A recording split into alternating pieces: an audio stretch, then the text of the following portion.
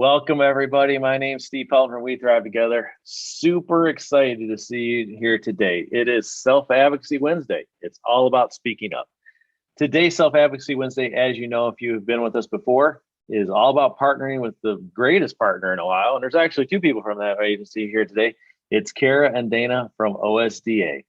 Again, if you don't know who OSDA is, again, you might have heard about Project STIR. That's a big thing that they're doing. And they're also obviously intimately involved in Synergy. So we definitely encourage you to find out about those great programs and obviously to connect with Dana and Kara to really continue to talk about and develop your self-advocacy skills. So we have some awesome speakers today. We were waiting, we're chomping at the bit to get this thing started. But I'm not going to spoil the surprise. We're going to let Kara introduce our speakers. So without further ado, welcome everybody. Thanks for joining us and get ready for a great presentation. And here is Kara. Good morning, everybody. I don't know about you, but I have caught the back to school cold. So I've got a snotty nose today, so I sound a little funny. Well, welcome to Advocacy Wednesday. We have two great speakers today. We have David Ellsworth and Christine Brown. They're coworkers at the Nisonger Center at OSU, and they've got two. Last week we talked about building a movement, and they're talking about some stuff that is really important here in the state of Ohio. So they have two projects going there at the Nisonger Center that they're involved in. One is the Mobility Project, and one is the DSP Workforce Crisis Project. And they're going to talk to us today about that and tell us a little bit about themselves and how maybe we could get involved in helping with surveys or with, being parts of this project to help these very important topics become a movement. So that I thought it went really well with what we talked about last week, which was how to start it. Was that last week? How to start a movement. I think that was last week. That was last week. Okay. It was so good. It all blends together. It all blends together. Wednesdays just go for the next Wednesday. So I am not going to take up any more time either. I'm not sure who's speaking first, but we're going to welcome David and Christine. Hi, everyone. You can go first, David. All right. Thank you, Christine. Hi, everyone. I am so excited to be here today. My name is David Ellsworth. I work at the Ohio State University Nisonger Center with Christine Brown. I'm really excited to share a project, actually two projects that I'm working on. And I think that this is a great way for you guys to use your advocacy skills because that's exactly what we need. And I'll be letting you know about two opportunities to engage in that work. Christine, do you want to introduce yourself real quick? Everyone knows me, but as Christine Brown, Clinical Research Assistant at the OSU Nisonger Center, and also a self-advocate trainees faculty through LEND, and David's also faculty for public health. So we are happy here to get to share these different projects that we are working on, and we know you all love to self-advocate, so let's advocate, Ohio, and let's make changes. Thanks, Christine. And yes, I've never met a person who hasn't met Christine Brown in some way. Everyone does indeed know you. So I'm going to start first by talking about what we've called our mobility project, but it's actually a little bit broader than that. We want to engage self-advocates who have mobility limitations, and that could be any difficulty getting around, and people with intellectual or developmental disabilities, and people with disabilities in general, because it's really important that you guys as self-advocates can inform our work. So I'll start by kind of telling you a little bit about my program. I work on a grant that really broadly aims to improve the health and well-being of people with disabilities in Ohio. And we know that it's really important to engage self-advocates in that type of work. I'm sure that you guys have heard nothing about us without us, and that's what we want to achieve. We want to make sure that your voice is heard and that it informs the work that we do so we can ensure that everyone in Ohio is as healthy as they can be. So I'll kind of start by explaining a little bit about our project and how you can be involved. So we've called this our Disability and Health Partnership. And that's because we want you guys to be involved as partners in our work. There are a couple things that my team is going to work on over the next 5 years, and we would really like for you to be involved. But the first one is that we would like to add more people with disabilities to our Disability and Health Partnership. So by the end of this presentation, if you want to join me and Christine and my team and inform some of this work using your advocacy skills, we would love for you to join us. We meet a couple times a year. We'll meet as a big group, everyone, maybe 2 or 3 times a year. And it could be from anywhere between 1 to 3 hours. And that might seem like a big chunk of time, and it is. So we realize that if people can't attend those meetings, that's okay.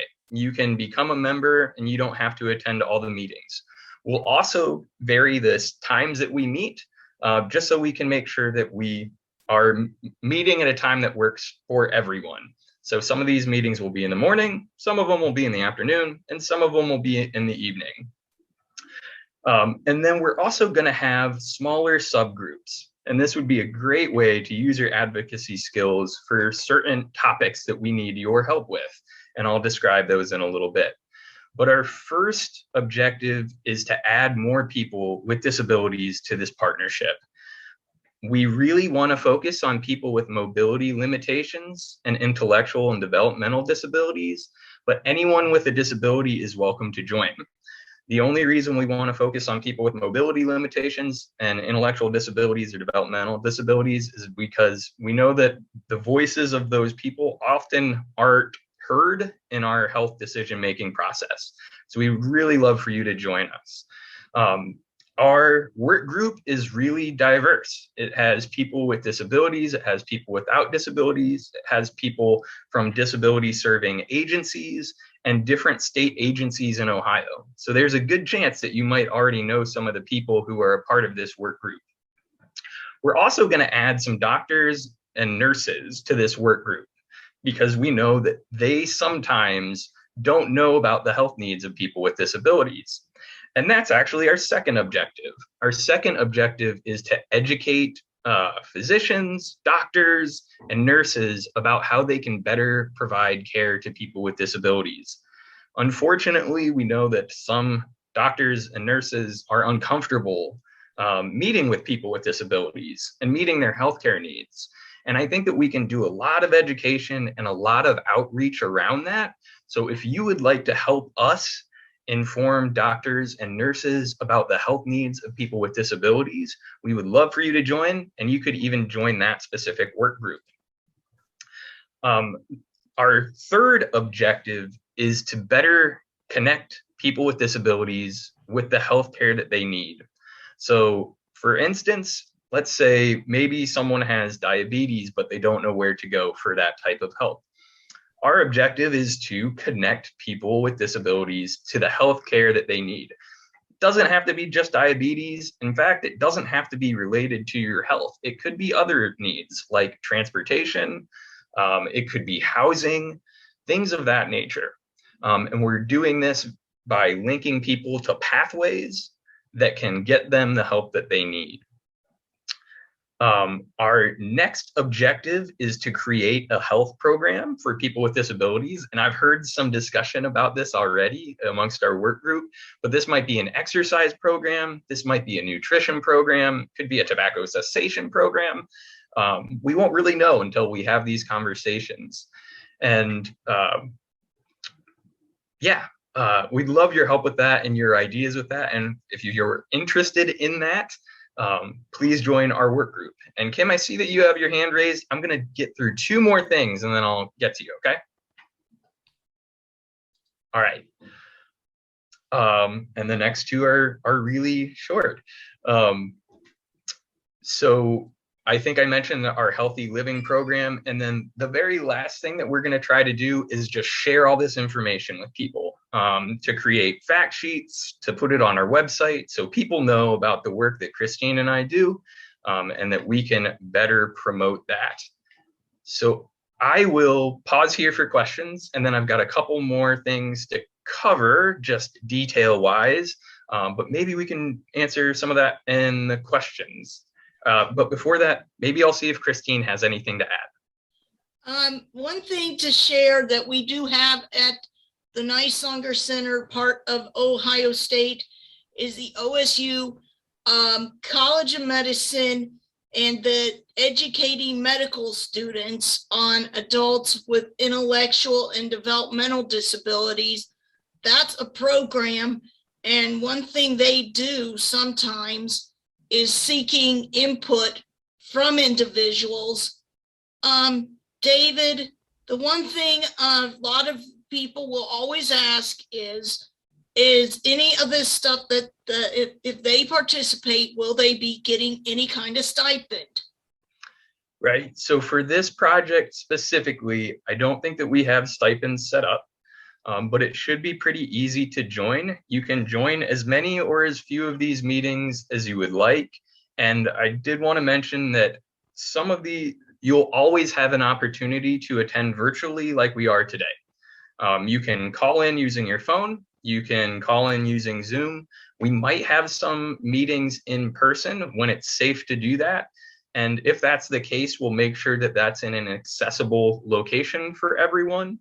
And if you have any accommodations that you need, you can let us know and we'll make sure that we take care of that. Awesome. So would you guys like to take a little bit of questions as you go, or would you like to go over both projects and take questions all at one time? You know what? Let's pause here before I get into the other project. Yeah. All right. So if anybody has a question for David and Christine regarding this first project, please feel free to raise your hand either in your participant list or in your video, and we'll try to get you. So go ahead, Jason. You go ahead and unmute, and you could ask a question to David and Christine. I want to hand up Dave. Dave. Hello. Hi. Okay. I'm in sim again. I want I'm gonna want to help again. I'm gonna help in Dean. We would love your help. Yeah. And I'll make sure that we get the information so you can sign up and we can add you. We can ask for the in emails. Ohio State? Yeah, we work at Ohio State. And sorry if I'm having trouble hearing, it's because my speakers aren't really good. Okay. Yeah. So it sounds like we'll be able to get your contact information to them, Jason, and there'll also be a link that you might be able to use to fill it out. So we'll make sure that if you're interested, we get you connected. So thank you for your willingness to participate. Does anybody else in the group have a question specifically for David or Christine on this first project? Did we see Zinabab Kimbe? So it looks like Aaron. Go ahead, Aaron, if you want to unmute. Hey, Dave. Hello. Nice to meet you. I'm Aaron. Hi, Aaron. Yes, sir. Hey, question for you, Dave. We are a Ohio State fan. And my mom's birthday is coming up on Friday. And because I want to get in there, Professor Stern. I want to do it. You're going to go through Project STIR? Is that what you said, Aaron? Oh, that sounds exciting. That's awesome. I test with my parents, and I don't know the schedule like from here. Okay, so what we'll do, Aaron, is we'll make sure you also get the information so you can share it with your parents about the project, and we'll go from there. So obviously go Buckeyes. Go Buckeyes. All right. How about anybody else? Does anybody else have any questions? Again, you can raise. Oh, here we go. I think it's Corinne. You could go ahead and unmute. Thank you. Yes, it's Corinne. My son just left for U of M on Friday, so I have to say go blue for some of us that want to be fair and balanced, you know. I hope you don't shut off my video real quick. But no, you're good. Thank you, Steve. I just had a quick question. the title of this first project you're speaking of, Dave and Christine, is what exactly? I'm sorry, I missed the first couple minutes. Is there a name for this project that you've been discussing with these objectives? That is fine. Yeah, so this one we're calling the Disability and Health Partnership, and that's because we want to engage with people with disabilities and self-advocates and caregivers and parents and have them as partners to inform our work. So that's the title of the first one that I'm talking about. Okay, perfect. I'm from Lucas County and I work with People First. I'm facilitating People First in Lucas. So this is definitely something I would like to get some more of our individuals involved in on your calls and stuff. And I just kind of know that we have some interest, people who will be willing to give you some feedback and love to participate. So thank you. Excellent. We would love that. Thank you so much. Awesome. Yeah, thank you, Corinne. Yeah, thanks, Steve. No problem. Any other questions? Again, you could either raise your hand in your video if you have your video on, or you could raise it in the participant list. Is it Katie? Go ahead. I think Katie's got her moving her hand. So you could go ahead and unmute Katie if you have a question. Oh. Did you have a question, Katie? I'm sorry. Oh, no, it looks like he was just moving her screen. So I guess it looks like we only had a few questions. I know the biggest thing will be making sure, obviously, everybody gets information about how to participate. If you want, we could turn it back over to you, Christine and David, and you could talk about the second project. And we could also then bring in questions if anybody has them as we go. Excellent. Thank you. And I did want to mention one more thing. So we will be conducting a survey that is aimed at getting more knowledge about the health experiences of people with disabilities. And that, again, is to inform our work. So you don't have to join the group to get that survey. If you want to tell us about your health and maybe some challenges that you had around that or things that would make that better, we'll be sending out a survey that hasn't been developed yet, but will be soon. And if you want to share your experiences with us, you're more than welcome to. So I'll get you all the details when that happens, but that's a conversation for another day. And then, Christine, do you want to explain our direct service provider project real quick, and then I can fill in some of the details? Sure. Thank you, David. So we had talked with the number of groups like the Ohio Department of DD, Nick Miller, who's the staff development provider coordinator that's trying to do this thing, to follow and give you the history. About 4 years ago, when it was Director Martin, he was the one who came out with this competency-based add-on. And the use of that has been slightly low. And the reason is because not many people know how to access it. There also is such a big system gap to where people are being said that, oh, you don't qualify for this. And one of my biggest things has been this. The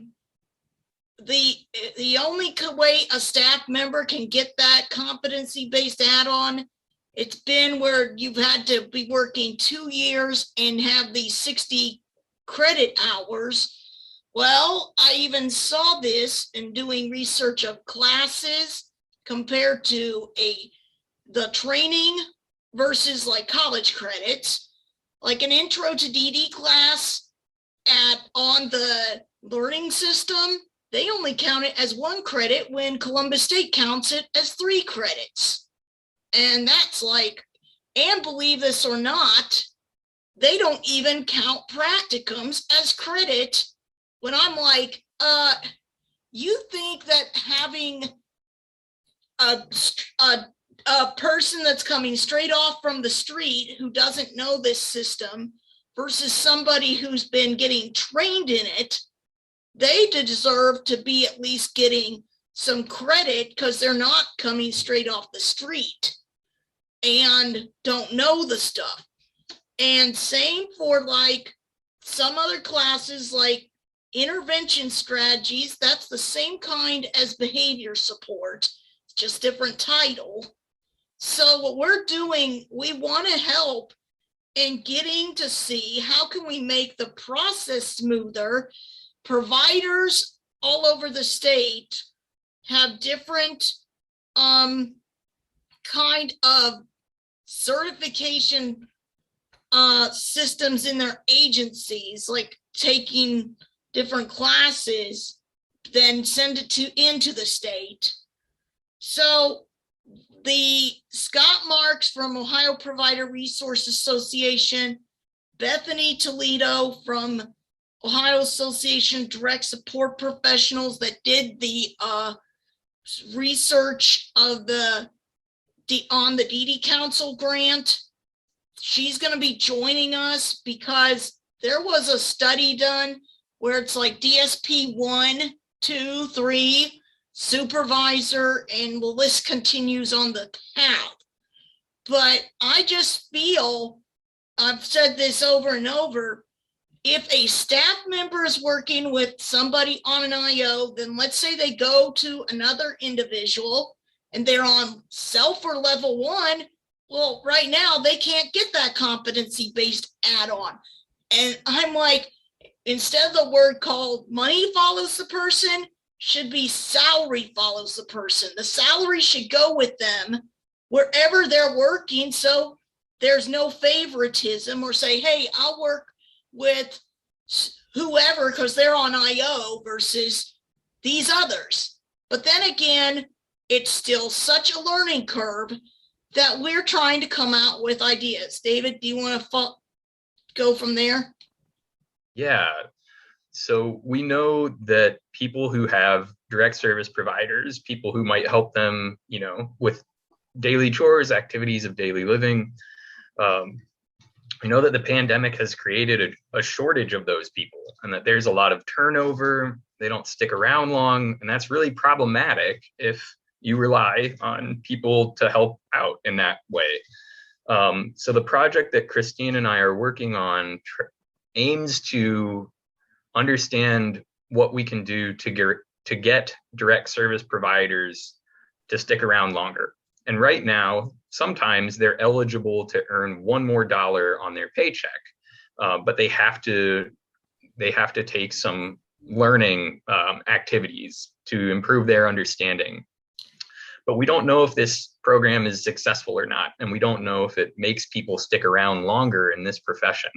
So what Christine and I are going to do is we're going to work with some students at OSU, and we're going to make another survey, but this one is for direct service providers and direct service staff and caregivers. And we're going to try to understand what it is we can do to have people stay longer in that profession. And if you have experiences working with direct service providers or staff, I think that would be really good for us to hear. So we know how to build that survey, and we know some of the barriers that might already exist. Christine, did you have anything else that you want me to share on that? No, but I could share a couple more pointers, like some questions that may come up, but it's still, we are in the development stage, is like, for example, how long have you worked in this field? Have you ever heard of the competency-based add-on? That's a big thing because a lot of providers haven't even knew of it. And then the other kind of question could be, what kind of classes have you taken in college? Then please click all you took if you took any of these following. For example, again, the psychology, abnormal psychology intervention strategies. That's the same as behavior support. And my point is, why should somebody have to take that class if they had the class in college and it's been 4 or less years since they took that credit? They shouldn't have to come and do it again just to work in our field, is my point. So we are gonna be creating it, and we might want to come back on this and ask for you guys. And one part of the things in that project, the LEND trainees are going to be working with us. We even have a LEND trainee that used to be a DSP. I found out that last week, and I said, oh my God, I hope she selects this. So we'll find out hopefully today what they're planning on doing.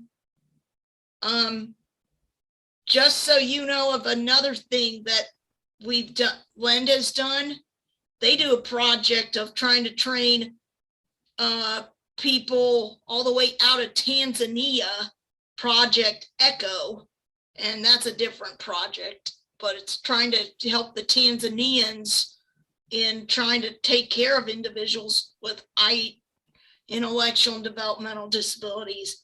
And that's going to be a 2nd-year project, just sharing other kinds we do. Thanks, Christine. So the LEND trainees that Christine is mentioning, these are the students at OSU that Christine and I are going to be working on this project. And we would love to get them involved with this group eventually. So I'm glad that we're here. But maybe we can pause again for questions, because I think that that's the 2 projects that we wanted to describe, and we're really thankful for your feedback. Okay, we do have a question, looks like, from Charles. Charles, would you like to unmute, please? Yeah, one thing I wanted to say, and this might be good for Christine to know, because I know she's got some connections with some people at like the state level, is that one of the big things that is part of the issue with finding the DSPs is their hours are just getting cut way too severely, and then it gets to the point where they don't want to work because it's not worth it, because their hours have just been chopped that they were getting before. That was just my input on it. Thank you, Charles, for sharing. We have another question from Daryl. Go ahead, Daryl, would you like to unmute, please?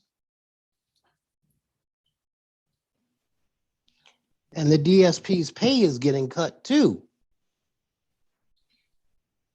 That's one of the biggest things we run into, is that they're not getting paid a lot of money. Thanks, Daryl. And that's something that we're honestly interested in hearing from. We know that better pay would help these people stick around longer. And that's something that we want to understand better. And also putting it in plain language for the clients to be able to understand what is expected of them also. Do you coordinate the work you're doing? Thank you, Daryl. Those are great points. So we have Deetra. Deetra also has her hand up. You can go ahead and unmute. Yeah, I just wanted to say, I think this is great what you guys are doing. And I think it would be worth reaching out to Lucas County. Before I took this role, I worked as a provider support specialist. And unlike a lot of counties, we have a provider support department where we support our providers and address issues as they come. But what I wanted to say is, we noticed the onset of this way before COVID. So the county board in Lucas created 2 positions which were called skills coaches. And what the providers do is they pay into a resource fund for these skills coaches, but they're actually employees of the county board, and they work with provider staff so that they stay on their jobs longer. So they help identify resources in the community that's keeping them from working or could be a hardship for them for employment.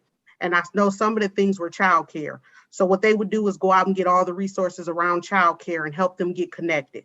If it was resources around getting their car fixed, They would go out and find programs that would help them fix their cars and aid the DSPs to get what they needed so that they could stay employed. And these were called, which we still have, they're called skills coaches. So thank you. I think that having you on this would be good. I did also see something in here about have we coordinated with doing it with the DSP, the workforce task force being led by the department. Well, we are planning, as part of that plan, is for the trainees to be sitting in on that session and those meetings, and also getting input from people. David, do you want to say any of the steps of just a few? You don't need to say the entire thing. Sorry, Christine, I missed that. I was looking at the chat. Could you repeat? Can you say maybe a few, just a pointer about the DSP workforce, where the trainees will go into a meeting and observing the DSP workforce led by the department? Dana's asked that question. Yeah, so first of all, I want to thank Deetra, and I would love to learn more about that program. That sounds really beneficial. So maybe we can connect via email or phone call. I thank you for sharing that. And yeah, so for myself and Christine and our students, we want to gain a better understanding of this health issue. So we will be involved in conversations with the Workforce Task Force that is led by the Department of DD. That is one of the groups that we're connected with, and we'll attend those meetings as well to see how we can assist. We're going to meet with groups of self-advocates, much like you guys, and other similar groups throughout the state to get a better understanding of how this impacts people. And then we're going to meet with other provider organizations. So the Ohio Resource Provider Association, OPRA, and other similar organizations, the Ohio Department of Developmental Disabilities, Ohio Department of Health.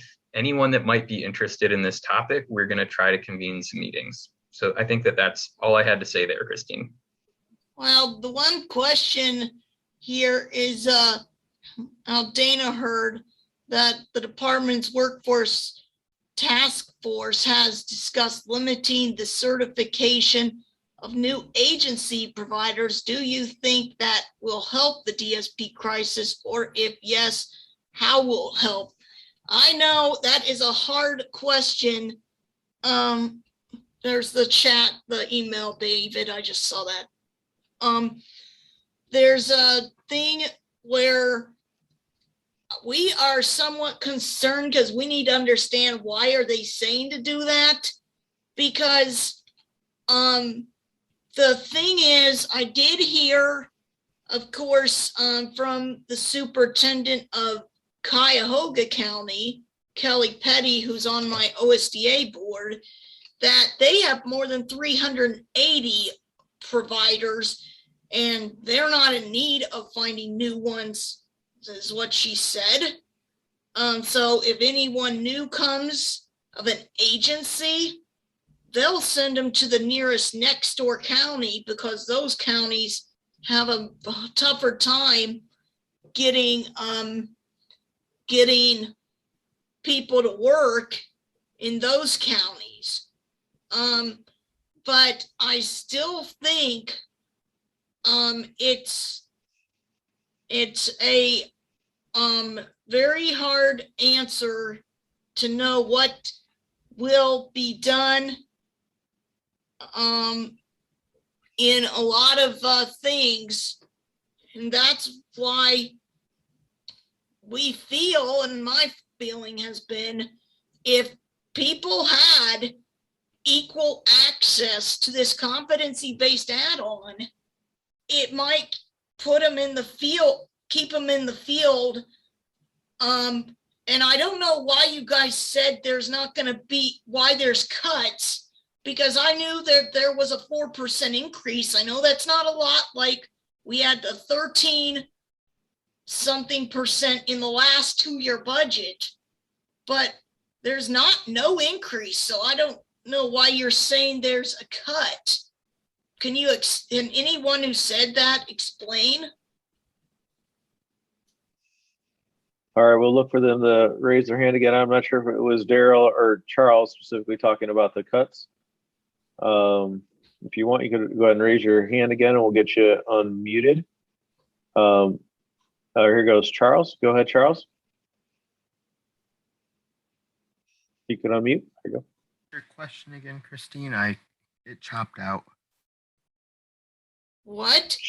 She was asking, Charles, she mentioned that she heard that there was actually an increase, a 4% increase in the pay rates, not a cut in the pay rates for the DSPs. She was wondering if you could expand on the comment that was made about the cuts. Oh, that people just are not happy because it's not their pay rates, it's their hours that are getting cut, and therefore that don't get them the paycheck they once had before. And of course, if anybody's like these people, they want to work, they just want their time to be well worth it too, and they don't want to see their hours cut. They want the hours.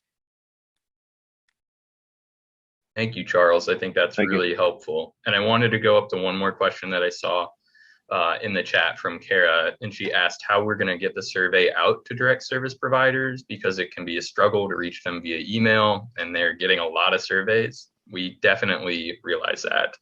We're going to keep this survey very short. We don't want it to take a lot of time. We'll give people the opportunity to respond to this via email or phone call, or maybe even text, kind of whatever is convenient for them at the time. We're going to be going through the Ohio Provider Resource Association to send this out, hopefully to get to people who might want to complete the survey in different service provider agencies across the state. If there are people interested in sharing their opinions about this, we'd love to hear it. But we know that, no one likes filling out surveys, to be completely honest. So we'll try to make this as painless as we can.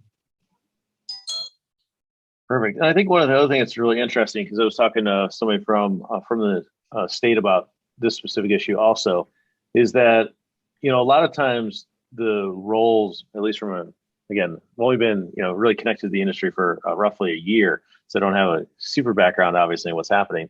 But it seemed like a lot of the direct service provider roles are not necessarily heavily being promoted as career opportunities in schools, in high schools. So a lot of times people are, you might hear about STEM programming, you might hear about whatever, but people aren't even saying that, oh, this is something that I want to go into maybe right out of school, sort of like we're pushing, manufacturing, right now in a lot of high schools. So I think one of the things that would be potentially helpful, and again, this was just a brainstorming comment that was made, is that one, that people have to be aware that these are jobs that are not only in high demand. So having them on the Ohio Means Jobs list is okay, but how do you make it much more visible, and also really explain the benefits of what people get out of in terms of these roles? We've heard a lot of providers saying that if you could start in as a DSP, you very quickly could move up because there's not a lot of hierarchy, because again of having a shortage in the industry. So that's obviously a potential. On the other side, I think it'd be interesting to really hear testimonials from individuals that have been DSPs, love it, and why they do it. Again, a lot of people will, the whole idea of social enterprise and doing things to give back to the community is obviously a hot topic right now. Obviously pay is important, and obviously be able to support, your family and community is important. But the ability to really highlight why people are doing it, why they are really, putting in the hours if they need to and doing that, I think would be very beneficial to get out in front of individuals as they're maybe even considering or becoming aware of a DSP role as an opportunity. So I think, again, those are just some things that we thought might be an opportunity to really get the conversation in a pipeline started much earlier. Because it also sounded like with the shortage, some of the requirements were being laxed in a lot of counties as a way to fill in those things. So again, the ability to pull in interns or whatnot, for short periods of time. I know there's training, again, those are things that, again, the group might consider actively pushing. All right, so I know Jason Butler has his hand up. Go ahead, Jason, you want to unmute?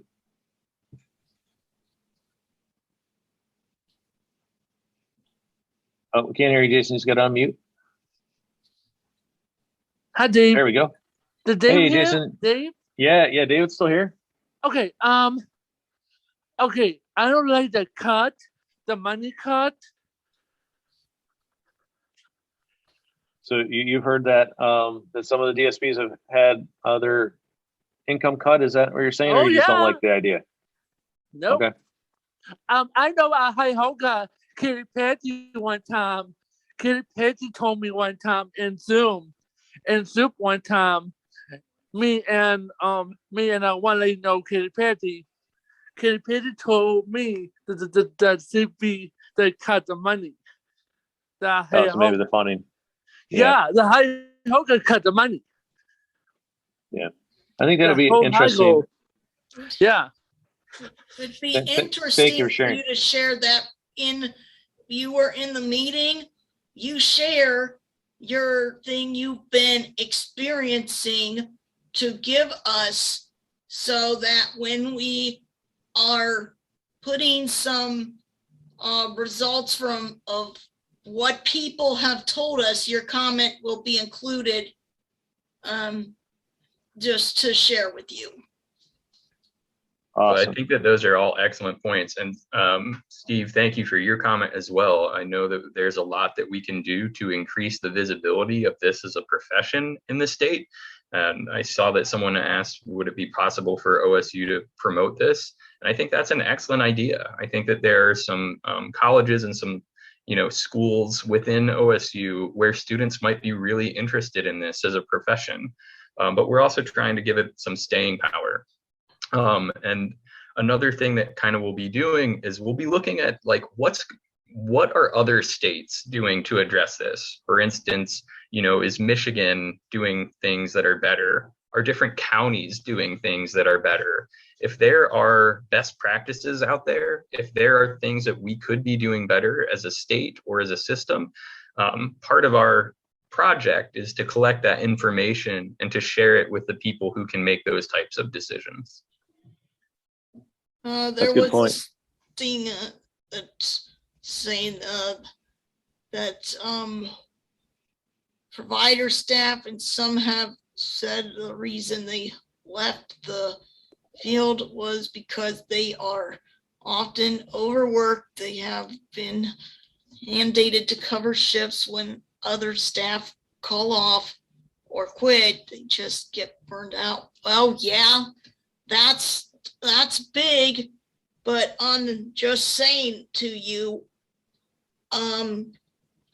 it's not the answer for everybody, but that's one reason remote support is being so focused on helping with this DSP crisis, but still it can't be the only answer. We have to figure out how to manage both, so that people still are getting the needs met, just to say. And I think that's an excellent point. Like there are multiple things going on here. Hello? Increasing a person's pay won't decrease burnout. And that's just one aspect of kind of what's going on here. So I think that, yeah, pay is an issue, maybe education is an issue, but so is burnout. And we're going to try to get to the bottom of some of these issues and get it to the people that need to hear it, quite honestly. When the overtime rule went into effect, that's what Kara is saying, this thing. Trying to write this down, like David. I can just speak to that one. So when I was a provider, when the overtime rule kicked in and we kind of got clarification that we had to pay the overtime, as providers were trying to not have staff working overtime. We had staff that were kind of upset by that. I mean, lots of hours, burnout, I get it, but we had staff that maybe would work an on-site on-call overnight and go into the next day with a wake, or kind of do these longer shifts to get all their hours in, and they weren't able to do that anymore because of overtime rules. So I wonder if that may have spurred along some of this crisis too, is just things were changed. Yeah, change is not necessarily good for anyone, and it can be hard to plan around that. And I think that that's another barrier is,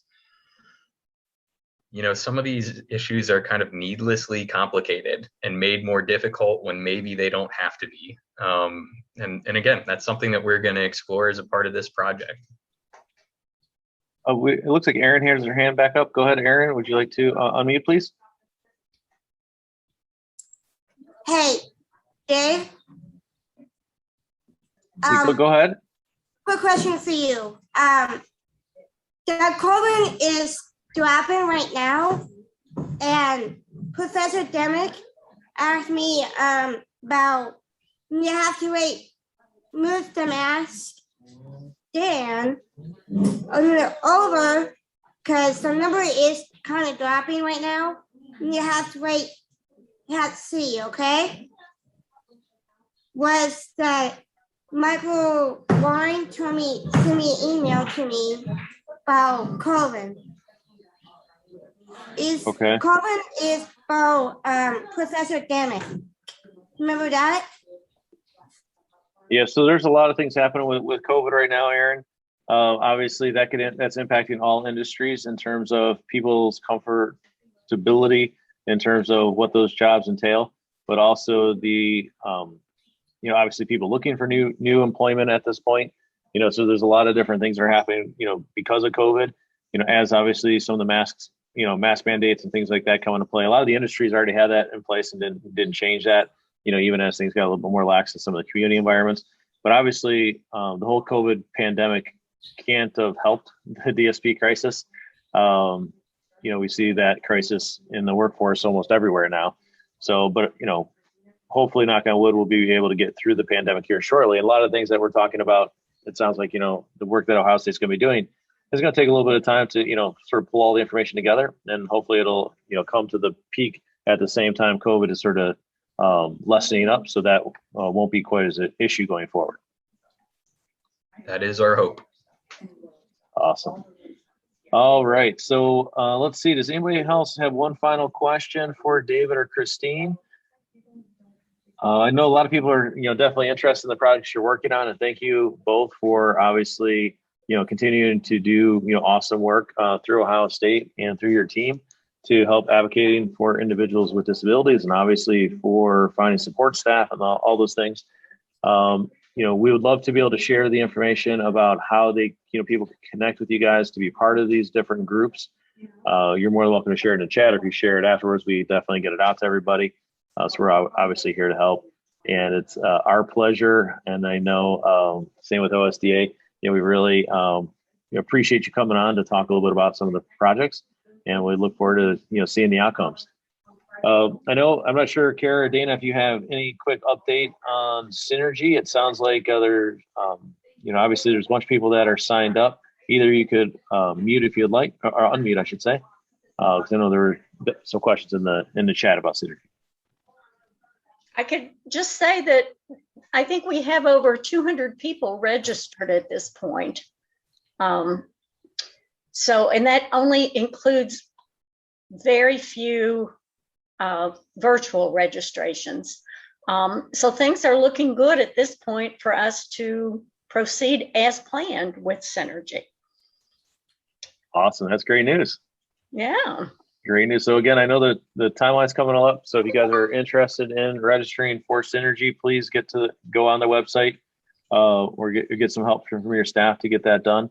Again, it's Synergy Ohio if you're searching it up on the web. So definitely take the time. We would love to see you at Synergy this year. Great opportunity to learn some great things, obviously not only about self-advocacy, but also great people. So we hope to see you here soon. We have a lot